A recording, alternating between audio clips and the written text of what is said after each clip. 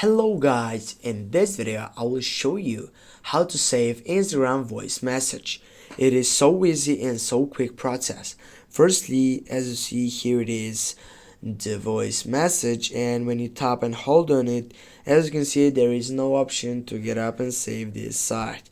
Now what you need to do, simply you need to get off your Instagram, go to your Play Store, go and search for recorder, go for screen recorder, download some application of it, go retake it, take a look on it, go for this site, then add that taken to start the voice recorder or the screen recorder, and then just tap on that section to just simply loudly get up this voice message. And that's it guys. Thanks for watching. Don't forget to hit that like and share the video. See you soon guys.